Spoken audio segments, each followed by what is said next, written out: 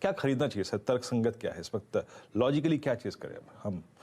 जी वीरू जी, देखिए हम तो कॉन्स्टेंटली ढूंढते रहते हैं। जैसे अनुज जी ने शुरुआत ही की थी कि बोलते हुए कि कैसे मिड कैप और स्मॉल कैप ज्यादा करेक्ट हुए हैं as compare to the large cap in this time period. जो पूरा बाजार का जो करेक्शन आया 5-1% जो अक्टूबर एंड से जो आया है, तो हमें तो ये लगता है कि यही मौका है कि आप मिड कैप और स्मॉल कैप में आइडेंटिफिकेशन चालू कीजिए और यहाँ से प्ले करना चालू कीजिए ये सेक्टर्स को, ये दो सॉरी मार्केट कैप्स को।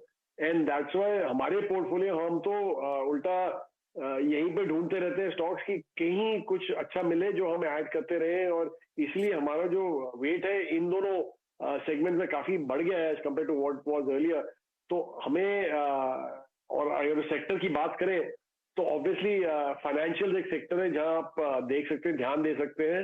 वहां पे हमें तो प्राइवेट सेक्टर बैंक में तो वैसे कुछ मिलेगा नहीं आपको मिड कैप स्मॉल कैप में, पर वो एक सेक्टर है जहाँ पे ज्यादा हमारा वेट है। पर दूसरा जो एनबीएफसी है वहां पे भी हमारा वेट है। और तीसरा जो कंज्यूमर सेक्टर है जो हमें बहुत पसंद है, और इनफैक्ट एडिशन हमने चालू किया है on the capital goods also segment.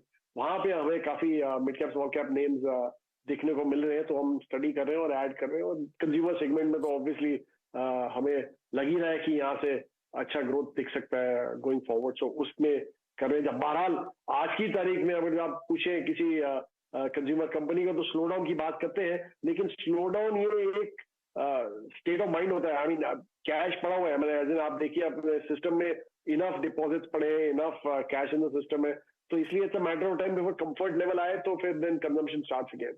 So I think that also is a matter of time.